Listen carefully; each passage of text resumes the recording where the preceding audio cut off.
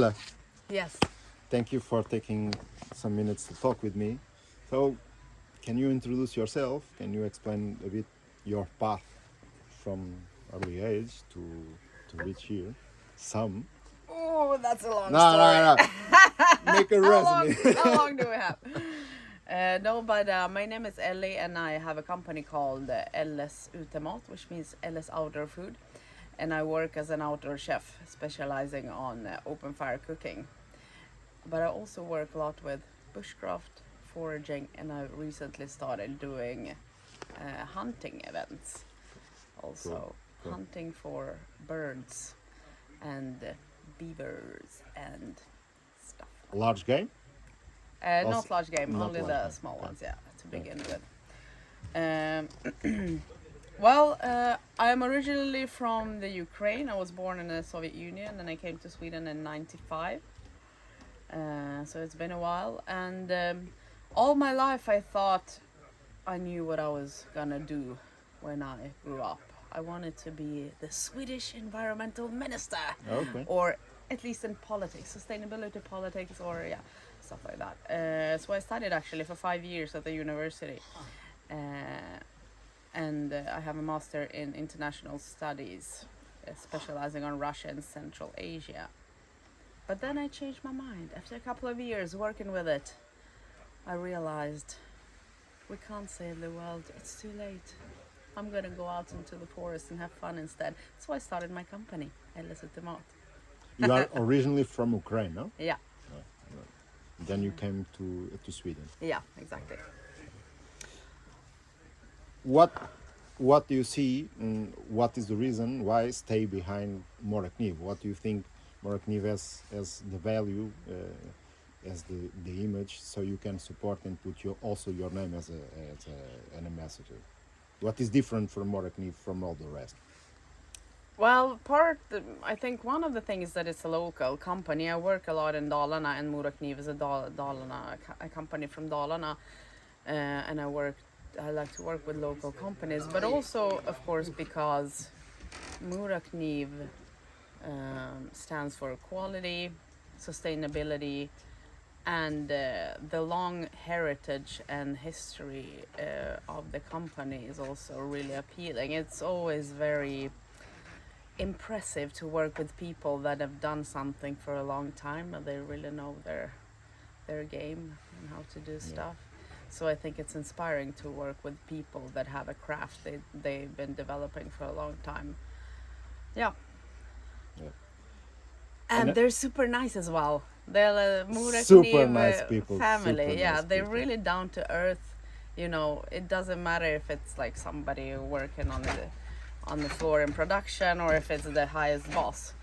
People are super friendly, and I always feel very welcome when I come to Mora and when I hang out at the office. Yeah. So in your profession, you use a lot of knives, a lot of different knives.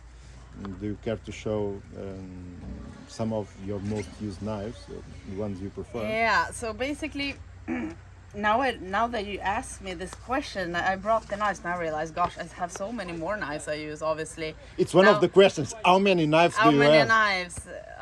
Many. But I also do fire workshops, so obviously I need to provide knives for people. That's why I have a lot of knives. But I use different type of knives. Here I have a collection of knives that I always have on me when I work in the woods, or like when I work with my outdoor cooking. So This is a special one. this is a special one. As you can see, it looks familiar, but what is it? It is Eldris, custom made, really beautiful. Maybe the most beautiful knife ever made. I would agree. It's the Don't most you agree? beautiful elders. No Amazing. doubt about that. Who made it? André Rybak, he's a knife maker from Stockholm. Okay. So he was in a competition. I think this was some sort of competition with Morakniv, where this organization, or this knife making society, they were gonna choose a blade and make their own, Okay. the rest of it.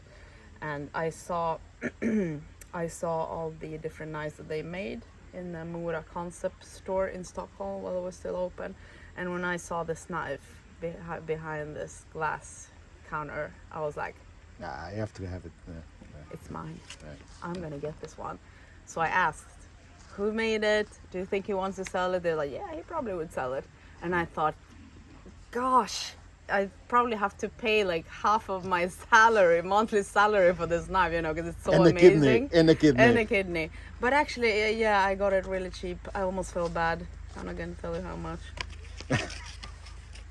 No, but I love it. And this is actually my all-around knife, but also mostly I make fire with this one. I strike the fire rod with this one, but also, you know, like opening stuff or threatening people that are not nice to me. I'm kidding. I don't do that. So that's one.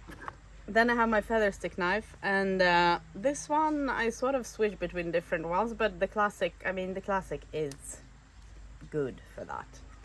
And now it has also been resharpened By Per. by Per Brask. So he said, it's never been this sharp ever.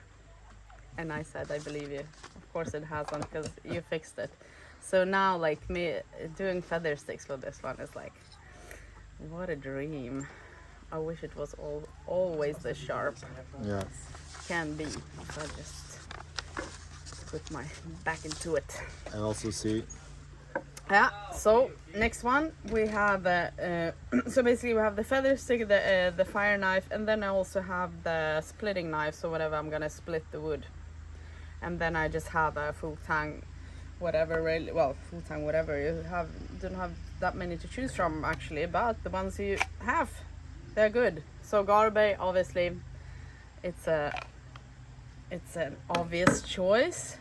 But now also with the new Ashwood collection, I use the bigger Ashwood knives for splitting wood as well. So that's my little collection of 4 gotta have knives on me, and I usually have them on me everywhere. Somewhere, so it's sort of like my outdoor bling, say. I suspect your preference will be stainless steel, especially because we are involved with food prep and. Yeah, for the foodie knives, yes, because I use Rombo as my prepping knife now, and also the kitchen knives, the Mora, 18, what are they called? I forgot. The regular like Mora kitchen knives with the red and the dark handle. Okay. So I use those. So yes, for the food prep I prefer that, but for like feather stick so that you can resharpen often, I prefer